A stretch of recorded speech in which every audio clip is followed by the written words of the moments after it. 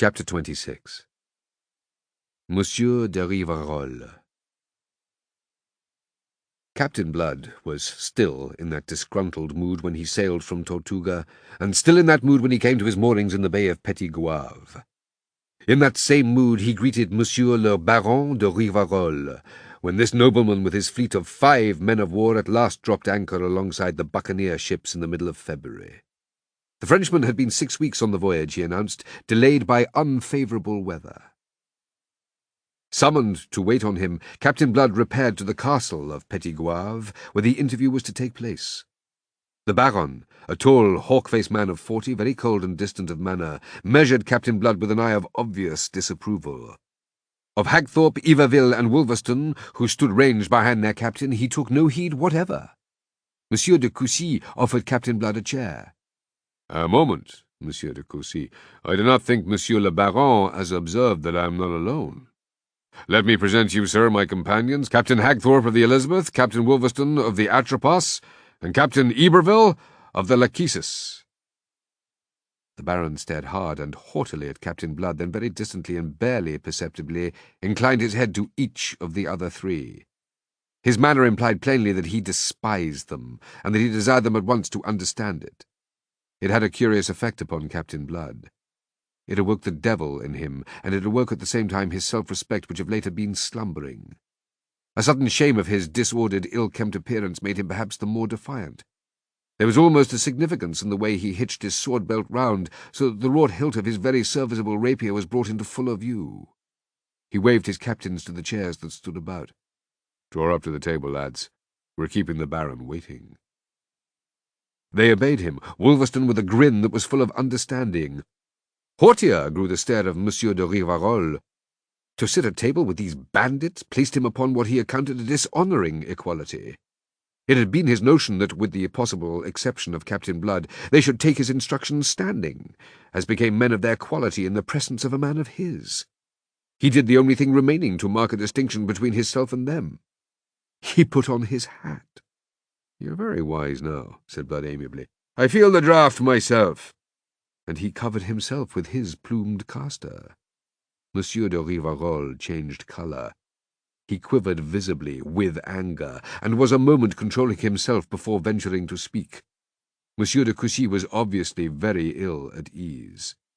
"Sir," said the Baron frostily, "you compel me to remind you that the rank you hold is that of Capitaine de Vaisseau, and that you are in the presence of the General of the armies of France by sea and land in America.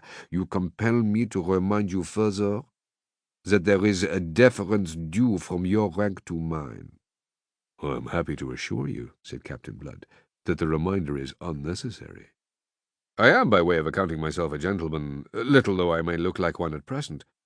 And I should not account myself that, were I capable of anything but deference to those whom nature or fortune may have placed above me, or to those who, being placed beneath me in rank, may labour under a disability to resent my lack of it." It was a neatly intangible rebuke. Monsieur de Rivarol bit his lip. Captain Blood swept on without giving him time to reply. "Thus much being clear, shall we come to business?" Monsieur de Rivarol's hard eyes considered him a moment. "Perhaps it will be best," said he. He took up a paper. "I have here a copy of the articles into which you entered with Monsieur de Coucy. Before going further, I have to observe that Monsieur de Coucy has exceeded his instructions in admitting you 1/5 of the prizes taken. His authority did not warrant his going beyond 1/10. "Oh, that is a matter between yourself and Monsieur de Coucy, my general." "Oh, no. It is a matter between myself and you." "Your pardon, my general. The articles are signed. So far as we are concerned, the matter is closed. Also, out of regard for Monsieur de Coucy, we should not desire to be witnesses of the rebukes you may consider that he deserves. What I may have to say to Monsieur de Coucy is no concern of yours." "That is what I am telling you, my general." "But, nom de Dieu, it is your concern. I suppose that we cannot award you more than 1/10 share?" Monsieur de Rivarol smote the table in exasperation. This pirate was too infernally skilful a fencer. "You are quite certain of that, Monsieur le Baron, that you cannot?" "I am quite certain that I will not." Captain Blood shrugged and looked down his nose. "In that case," said he, "it but remains for me to present my little account for our disbursement, and to fix the sum at which we should be compensated for our loss of time and derangement in coming hither. That settled, we can part friends, Monsieur le Baron. No harm has been done." "What the devil do you mean?" The Baron was on his feet, leaning forward across the table. "Is it possible that I am obscure? My French, perhaps, is not of the purest, but I—" "Oh, but your French is fluent enough. Too fluent at moments, if I may permit myself the observation. Now look you here, Monsieur le Filibustier. I am not a man with whom it is safe to play the fool, as you may very soon discover.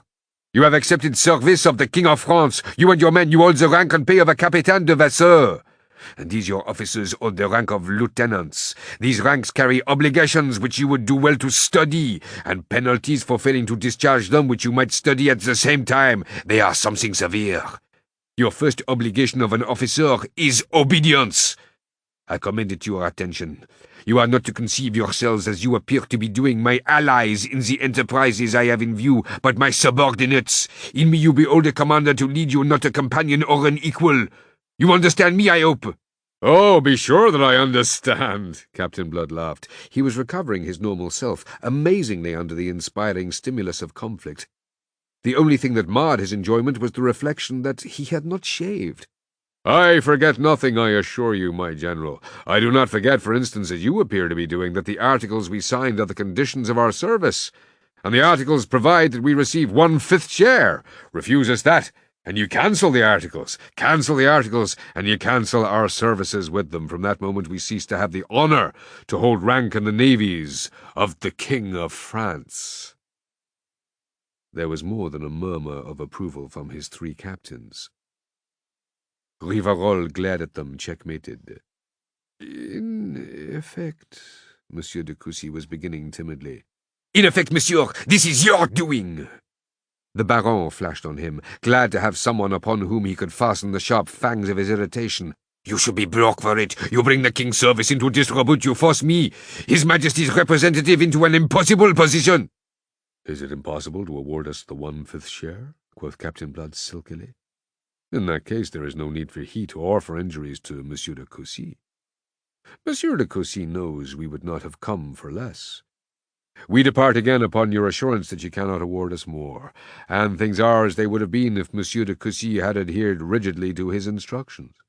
I have proved, I hope, to your satisfaction, Monsieur le Baron, that if you repudiate the articles you can neither claim our services nor hinder our departure. Not in honour." "Not in honour, sir? To the devil with your insolence! Do you imply that any course that were not in honour would be possible to me?" "I do not imply it because it would not be possible," said Captain Blood. "We should see to that. It is, my general, for you to say whether the articles are repudiated." The Baron sat down. "I will consider the matter," he said sullenly. "You shall be advised of my resolve." Captain Blood rose, his officers rose with him. Captain Blood bowed. "Monsieur le Baron," said he. Then he and his buccaneers removed themselves from the august and irate presence of the general of the King's armies by land and sea in America. You conceive that there followed for Monsieur de Coucy an extremely bad quarter of an hour. Monsieur de Coucy, in fact, deserves your sympathy. His self-sufficiency was blown from him by the haughty Monsieur de Rivarol as down from a thistle by the winds of autumn. The general of the King's armies abused him, this man who was governor of Hispaniola, as if he were a lackey. Monsieur de Coucy defended himself by urging the thing that Captain Blood had so admirably urged already on his behalf, that if the terms he had made with the buccaneers were not confirmed, there was no harm done. Monsieur de Rivarol bullied and browbeat him into silence. Having exhausted abuse, the Baron proceeded to indignities. Since he accounted that Monsieur de Coucy had proved himself unworthy of the post he held, Monsieur de Rivarol took over the responsibilities of that post for as long as he might remain in Hispaniola, and to give effect to this he began by bringing soldiers from his ships and setting his own guard in Monsieur de Coucy's castle. Out of this, trouble followed quickly. Wolverstone, coming ashore next morning in the picturesque garb that he affected, his head swathed in a coloured handkerchief, was jeered at by an officer of the newly landed French troops. Not accustomed to derision, Wolverstone replied in kind and with interest. The officer passed to insult, and Wolverstone struck him a blow that felled him, and left him only the half of his poor senses. Within the hour the matter was reported to Monsieur de Rivarol, and before noon, by Monsieur de Rivarol's orders, Wolverstone was under arrest in the castle. The Baron had just sat down to dinner with Monsieur de Coucy, when the negro who waited on them announced Captain Blood. Peevishly, Monsieur de Rivarol bade him to be admitted, and there entered now into his presence a spruce and modish gentleman, dressed with care and sombre richness in black and silver, his swarthy, clear-cut face scrupulously shaven, his long hair in ringlets that fell to a collar of fine point. In his right hand the gentleman carried a broad black hat with a scarlet ostrich plume, in his left an ebony cane. His stockings were of silk, a bunch of ribbons masked his garters, and the black rosettes on his shoes were finely edged with gold. For a moment Monsieur de Rivarol did not recognize him, for Blood looked younger by 10 years than yesterday. But the vivid blue eyes under their level black brows were not to be forgotten, and they proclaimed him for the man announced even before he had spoken. His resurrected pride had demanded that he should put himself on an equality with the Baron, and advertise that equality by his exterior. "I come inopportunely," he courteously excused himself. "My apologies. My business could not wait. It concerns Monsieur de Coucy, Captain Wolverstone of the Lachesis, whom you have placed under arrest." "It was I who placed him under arrest," said Monsieur de Rivarol. "Indeed? But I thought that Monsieur de Coucy was governor of Hispaniola." "Whilst I am here, monsieur, I am the supreme authority. It is as well you should understand it." "Perfectly. But it is not possible that you are aware of the mistake that has been made." "Mistake, do you say?" "I say mistake. On the whole, it is polite of me to use that word. Also, it is expedient. It will save discussions. Your people have arrested the wrong man, Monsieur de Rivarol. Instead of the French officer who used the grossest provocation, they have arrested Captain Wolverstone. It is a matter which I beg you to reverse without delay." Monsieur de Rivarol's hawk face flamed scarlet. His dark eyes bulged. "Sir, you are insolent, but of an insolence that is intolerable." Normally a man of the utmost self-possession, he was so rudely shaken now that he actually stammered. "Monsieur de Baron, you waste words. This is the new world. It is not merely new. It is novel to one reared amid the superstitions of the old. That novelty you have not yet had time perhaps to realize. Therefore I overlook the offensive epithet you have used. But justice is justice in the new world, as in the old, and injustice as intolerable here as there. Now, justice demands the enlargement of my officer, and the arrest and punishment of yours. That justice I invite you with submission to administer." "With submission?" snorted the Baron in furious scorn. "With the utmost submission, monsieur. But at the same time I will remind Monsieur le Baron that my buccaneers number 800. Your troops 500, and Monsieur de Coucy will inform you of the interesting fact that any one buccaneer is equal in action to at least 3 soldiers of the line. I am perfectly frank with you, monsieur, to save time and hard words. Either Captain Wolverstone is instantly set at liberty, or we must take measures to set him at liberty ourselves. The consequences may be appalling, but it is as you please, Monsieur le Baron. You are the supreme authority. It is for you to say." Monsieur de Rivarol was white to the lips. In all his life he had never been so bearded and defied, but he controlled himself.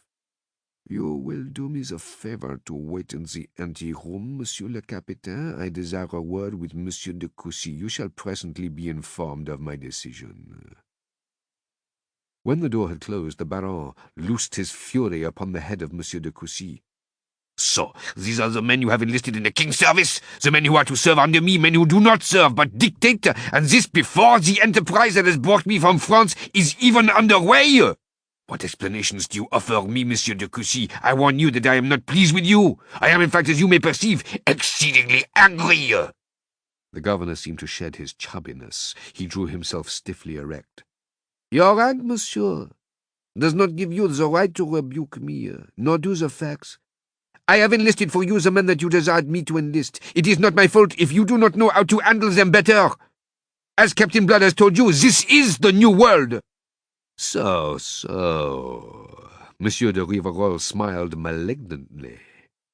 "Not only do you offer no explanation, but you venture to put me in the wrong.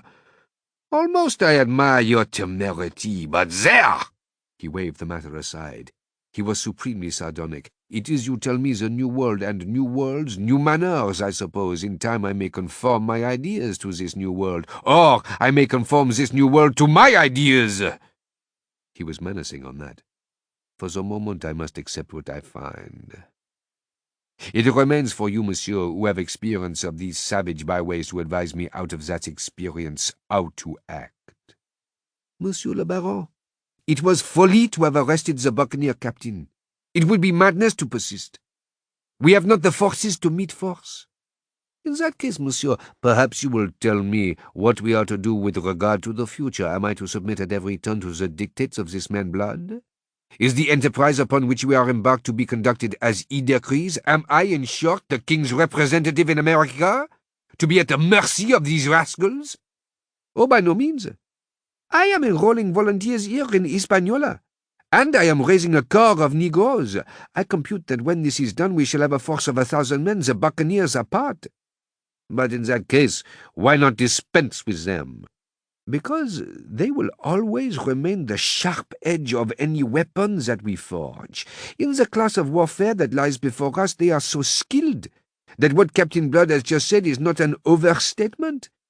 A buccaneer is equal to 3 soldiers of the line. At the same time, we shall have a sufficient force to keep them in control. For the rest, monsieur, they have certain notions of honor. They will stand by their articles, and so that we deal justly with them, they will deal justly with us and give no trouble. I have experience of them, and I pledge you my word for that. Monsieur de Rivarol condescended to be mollified. It was necessary that he should save his face, and in a degree the governor afforded him the means to do so, as well as a certain guarantee for the future in the further force he was raising. "Very well," he said. "Be so good as to recall this Captain Blood." The captain came in assured and very dignified. Monsieur de Rivarol found him detestable, but dissembled it. "Monsieur le Capitaine, I have taken counsel with Monsieur le Gouverneur. From what he tells me, it is possible that a mistake has been committed. Justice, you may be sure, shall be done. To ensure it, I shall myself preside over a council to be composed of 2 of my senior officers, yourself and an officer of yours. This council shall hold at once an impartial investigation into the affair, and the offender, the man guilty of having given provocation, shall be punished." Captain Blood bowed. It was not his wish to be extreme. "Perfectly, Monsieur le Baron. And now, sir, you have had the night for reflection in this matter of the articles. Am I to understand that you confirm or that you repudiate them?" Monsieur de Rivarol's eyes narrowed. His mind was full of what Monsieur de Coucy had said, that these buccaneers must prove the sharp edge of any weapon he might forge. He could not dispense with them. He perceived that he had blundered tactically in attempting to reduce the agreed share. Withdrawal from a position of that kind is ever fraught with loss of dignity.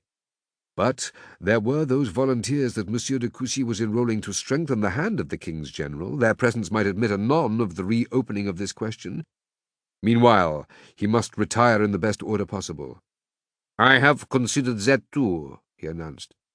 "And whilst my opinions remain unaltered, I must confess that since Monsieur de Coucy has pledged us, it is for us to fulfill the pledges. The articles are confirmed, sir." Captain Blood bowed again. In vain Monsieur de Rivarol looked searchingly for the least trace of a smile of triumph on those firm lips. The buccaneer's face remained of the utmost gravity. Wolverstone was set at liberty that afternoon, and his assailant sentenced to 2 months' detention. Thus harmony was restored.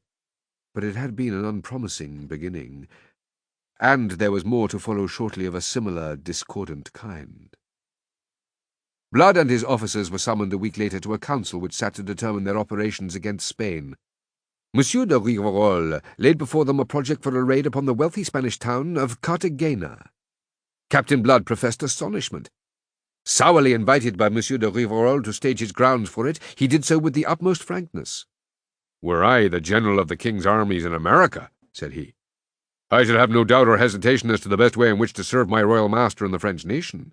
That which I think will be obvious to Monsieur de Coucy as it is to me is that we should at once invade Spanish Hispaniola and reduce the whole of this fruitful and splendid island into the possession of the King of France." "That may follow," said Monsieur de Rivarol. "It is my wish that we begin with Cartagena."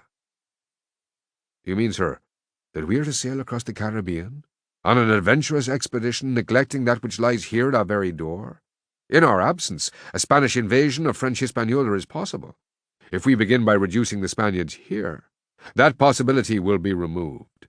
We shall have added to the crown of France the most coveted possession in the West Indies. The enterprise offers no particular difficulty. It may be speedily accomplished, and once accomplished, it will be time to look farther afield. That would seem the logical order in which this campaign should proceed." He ceased, and there was silence.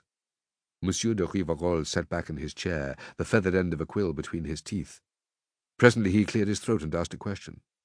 "Is there anybody else who shares Captain Blood's opinion?" None answered him. His own officers were overawed by him. Blood's followers naturally preferred Cartagena, because offering the greater chance of loot. Loyalty to their leader kept them silent. "You seem to be alone in your opinion," said the Baron with his vinegary smile. Captain Blood laughed outright. He had suddenly read the Baron's mind. His airs and graces and haughtiness had so imposed upon Blood that it was only now that at last he saw through them into the fellow's peddling spirit. Therefore he laughed. There was really nothing else to do. But his laughter was charged with more anger than contempt. He had been deluding himself that he had done with piracy. The conviction that this French service was free of any taint of that was the only consideration that had induced him to accept it. Yet here was this haughty, supercilious gentleman who dubbed himself General of the Armies of France, proposing a plundering, thieving raid which, when stripped of its mean, transparent mask of legitimate warfare, was revealed as piracy of the most flagrant. Monsieur de Rivarol, intrigued by his mirth, scowled upon him disapprovingly. "Why do you laugh, monsieur?" "Because I discover here an irony that is supremely droll. You, Monsieur le Baron, General of the King's armies by land and sea in America, propose an enterprise of a purely buccaneering character, whilst I, the buccaneer, am urging one that is more concerned with upholding the honour of France. You perceive how droll it is." Monsieur de Rivarol perceived nothing of the kind. Monsieur de Rivarol, in fact, was extremely angry. He bounded to his feet, and every man in the room rose with him, save only Monsieur de Coucy, who sat on with a grim smile on his lips. He, too, now read the Baron like an open book, and reading him, despised him. "Monsieur de Filibustier," cried Rivarol in a thick voice, "it seems that I must again remind you that I am your superior officer." "My superior officer? You, Lord of the world? Why, you're just a common pirate. But you shall hear the truth for once, and that before all these gentlemen who have the honour to serve the King of France. It is for me, a buccaneer, a sea robber, to stand here and tell you what is in the interest of French honour and the French crown, whilst you, the French King's appointed general, neglecting this for spending the King's resources against an outlying settlement of no account, shedding French blood and seizing a place that cannot be held, only because it had been reported to you that there is much gold in Cartagena, and that the plunder of it will enrich you. It is worthy of the huckster who sought to haggle with us about our share, and to beat us down after the articles pledging you were already signed. If I am wrong, let Monsieur de Coucy say so. If I am wrong, let me be proven wrong, and I will beg your pardon. Meanwhile, monsieur, I withdraw from this council. I will have no farther part in your deliberations. I accepted the service of the King of France with intent to honour that service. I cannot honour that service by lending countenance to a waste of life and resources in raids upon unimportant settlements, with plunder for their only object. The responsibility for such decisions must rest with you, and with you alone. I desire Monsieur de Coucy to report me to the ministers of France. For the rest, monsieur, it merely remains for you to give me your orders. I await them aboard my ship, and anything else of a personal nature that you may feel I have provoked by the terms I felt compelled to use in this council. Monsieur le Baron, I have the honour to wish you good day." He stalked out, and his three captains, although they thought him mad, rolled after him in loyal silence. Monsieur de Rivarol was gasping like a landed fish. The stark truth had robbed him of speech. When he recovered, it was to thank heaven vigorously that the council was relieved by Captain Blood's own act of that gentleman's further participation in its deliberations. Inwardly, Monsieur de Rivarol burned with shame and rage. The mask had been plucked from him, and he had been held up to scorn. He, the general of the king's armies by sea and land in America. Nevertheless, it was to Cartagena that they sailed in the middle of March. Volunteers and Negroes had brought up the forces directly under Monsieur de Rivarol to 1,200 men. With these he thought he could keep the buccaneer contingent in order and submissive. They made up an imposing fleet, led by Monsieur de Rivarol's flagship, the Victorieuse, a mighty vessel of 80 guns. Each of the 4 other French ships was at least as powerful as Blood's Arabella, which was of 40 guns. Followed the lesser buccaneer vessels, the Elizabeth, the Lachesis, and Atropos, and a dozen frigates laden with stores, besides canoes and small craft in tow. Narrowly, they missed the Jamaica fleet with Colonel Bishop, which sailed north for Tortuga 2 days after the Baron de Rivarol's southward passage.